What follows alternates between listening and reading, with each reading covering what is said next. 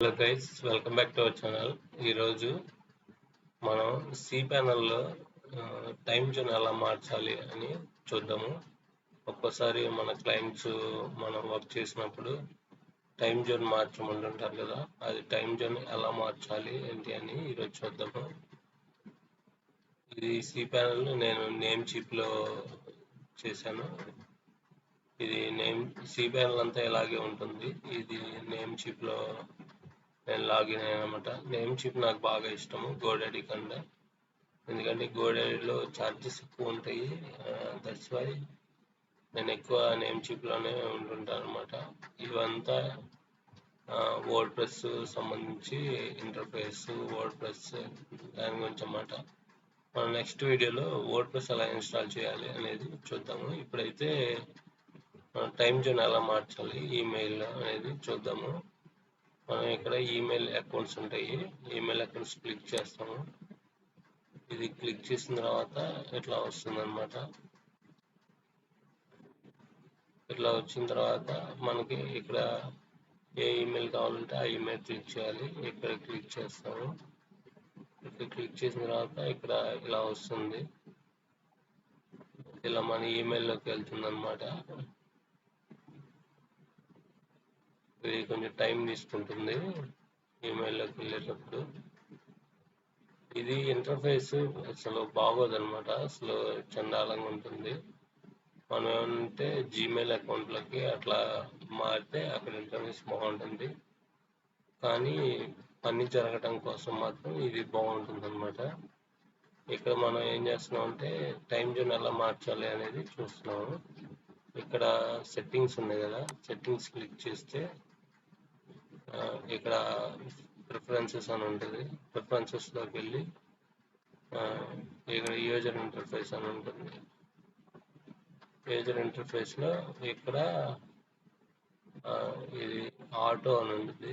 Auto click చేసి ఇక్కడ మనం ఈ టైం జోన్స్ అన్ని మార్చచ్చు అనమాట.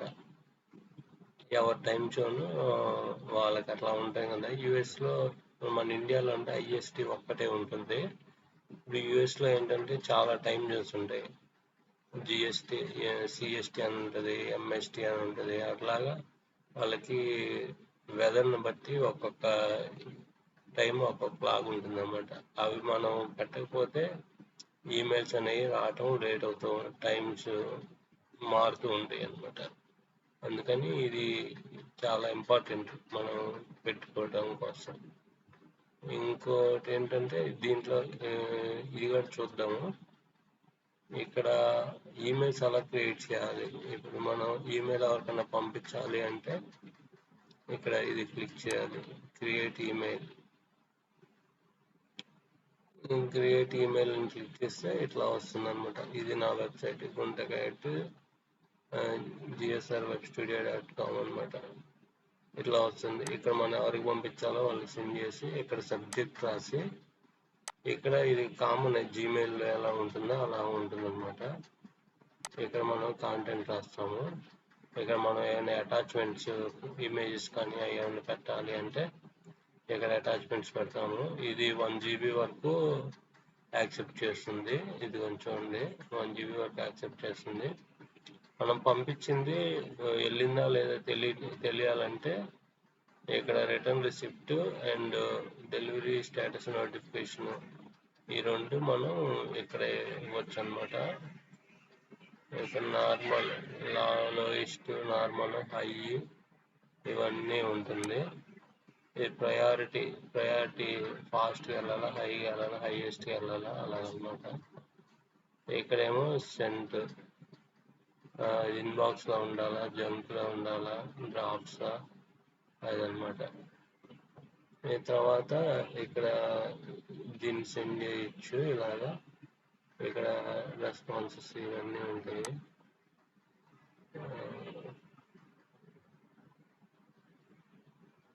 ఇది ఇన్బాక్స్ అన్నమాట, మనకు వచ్చే ఇన్బాక్స్. ఇక్కడేమో డ్రాఫ్ట్స్ ఉంటాయి. డ్రాఫ్ట్స్ అంటే ఏంటంటే మనం స్టార్ట్ చేసి మనం సెండ్ చేయకుండా ఒక్కసారి వదిలేస్తూ ఉంటాము, మర్చిపోతుంటాం కదా, అవన్నీ ఇక్కడ ఉంటాయి అన్నమాట. ఇదేమో సెంట్, మనం ఆల్రెడీ సెండ్ చేసింది.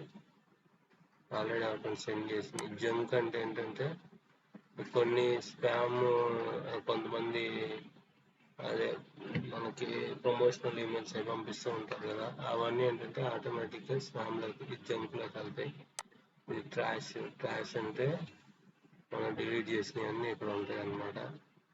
ఇది ఆర్చీవ్ అంటే డిలీట్ చేయకుండా ఉన్నాయి, మనం ఆర్చీవ్లో పెట్టుకుంటాం, ఇన్బాక్స్లో కనిపించకుండా. క్లాస్లో ఏంటంటే ఇంత టైం తర్వాత అది డిలీట్ అయిపోతాయి అనమాట. ఒకవేళ మర్చిపోతే అది డిలీట్ అయిపోతుంది. అందుకని మనం ఆర్చీవ్లో పెట్టుకుంటాం. ఆర్చీవ్లో పెట్టుకున్నప్పుడు ఇన్బాక్స్లో కనిపించకుండా ఆర్చీవ్లో ఉంటాయి అన్నమాట. అది తర్వాత మనం ఇక్కడికి వస్తాము.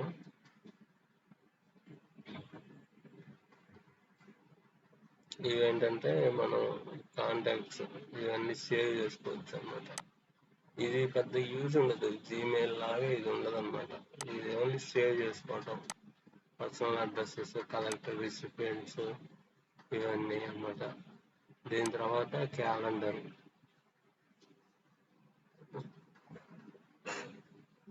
దీని తర్వాత ఇది క్యాలెండర్ అన్నమాట. ఈ క్యాలెండర్లో ఏంటంటే మనకి ఈమెయిల్స్ ఎప్పుడు పంపించుకోవాలి, ఇది క్యాలెండర్ అన్నమాట. ఇట్లాగా మనం ఈ క్యాలెండర్ని ఇక్కడ మనం గూగుల్ క్యాలెండర్ ఉంటుంది కదా, అట్లాగా మనం పెట్టుకోవచ్చు. నోటిఫికేషన్స్ వస్తాయి అన్నమాట. ఆ టైంలో మనం ఏం పని చేయాలి ఏంటి అని. గూగుల్ క్యాలెండర్ని మన యూఎస్ వాళ్ళు బాగా వాడతారు, మన ఇండియా వాళ్ళకన్నా. ఇదన్నమాట. వాళ్ళు ఏంటంటే ప్రతిదీ తిన్నాము, తినేది, బయటికి వెళ్ళేది, ఏమైనా కొనేది అన్నీ దాంట్లో రాసుకుంటూ ఉంటారన్నమాట వాళ్ళు. ఇది యూజ్ ఉండదు. జీమెయిల్లో నెక్స్ట్ వీడియోలో జీమెయిల్లో చూద్దాము, జీమెయిల్ ఎలా క్రియేట్ చేయాలి ఏంటి అని. అప్పుడు అది యూజ్ అవుతుంది అనమాట. అప్పుడు చూద్దాము నెక్స్ట్ వీడియోలో. ఇది సెట్టింగ్స్, ఇందాక చూపించినట్టు సెట్టింగ్స్ ఏంటంటే యూజర్ ఇంటర్ఫేస్ ఇది ఎలా ఉంటుంది. రిఫ్రెష్, చెక్ ఫర్ న్యూ, ఇది ఆటోమేటిక్గా రిఫ్రెష్ చేసిద్ది అన్నమాట 15 నిమిషాలకు ఒకసారి అట్లా. ఇదేమో ఇలా ఉండాలంటే ఇది పెట్టుకోవచ్చు. లారీ అంటే ఇది మారిద్ది అన్నమాట సేవ్ చేసినప్పుడు.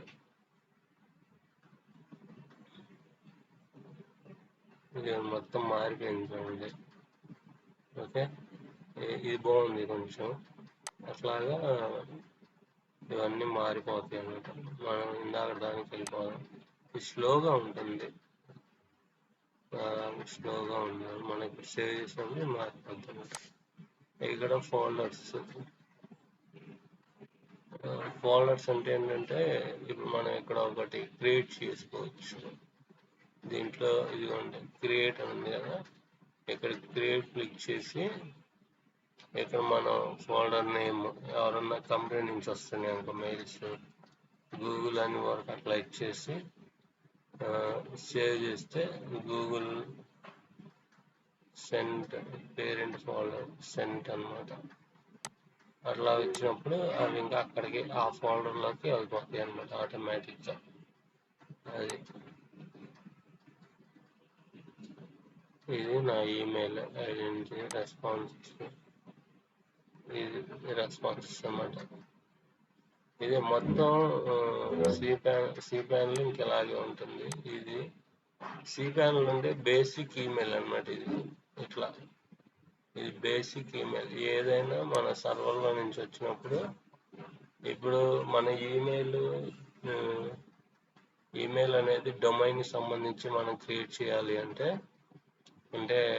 ఇప్పుడు నా పేరు సుబ్బారెడ్డి.com అలా ఉన్నప్పుడు hr@subbareddy.com అట్లా మనం ఇప్పుడు క్రియేట్ చేస్తారు కదా wipro.com. అలా కంపెనీస్లో ఎంప్లాయీస్ వెళ్ళినప్పుడు వాళ్ళకంటూ ఒక ఈమెయిల్ అనేది ఇస్తుంటారు కదా, అలాగనమాట. ఇది సిపాన్ ఇందాక క్లిక్ చేసిన అట్లా వచ్చింది. మళ్ళీ ఇప్పుడు బ్యాక్కి వెళ్తున్నాను. ఇక్కడ ఏంటంటే క్వశ్చన్స్ ఇవన్నీ డిఫాల్ట్గా ఇవ్వాలి, అందుకని వాళ్ళు ఇస్తారు. ఇక్కడ మనం స్విచ్ ఆఫ్ చేసేసాం, బ్యాక్ వెళ్ళిపోయింది. ఇక్కడ ఇలా ఇస్తారన్నమాట. మనం ఇప్పుడు నేను లోపలికి వెళ్ళి వచ్చాను కదా, అలా రాకుండా ప్రతి ఒక్కరికి ఇక్కడ ఒక యూఆర్ఎల్ అనేది జనరేట్ అవుతుంది అన్నమాట. ఈ నెంబర్ అనేది మారుతూ ఉంటుంది. అది అదనమాట. ఇది నేమ్ చిప్లో. నేను నేమ్ చిప్ మీరు హోస్టింగ్ కానీ డొమైన్స్ కానీ కొనాలి అనుకుంటే నేమ్ చిప్ది నేను డిస్క్రిప్షన్లో ఇస్తాను, అక్కడి నుంచి బై చేయండి. నేమ్ చిప్ ఏంటంటే నాకు ఇలా చాట్ ఉంటుంది, క్లిక్ చేయగానే వాళ్ళు ఇస్తారు, సపోర్ట్ చేస్తారు, అండ్ 24 hours సపోర్ట్ ఉంటుంది. మనకేం టెక్నికల్ తెలియకపోయినా వాళ్ళే అన్నీ చేస్తూ ఉంటారు అన్నమాట. దానికి బాగా యూజ్ అవుతుంది అది.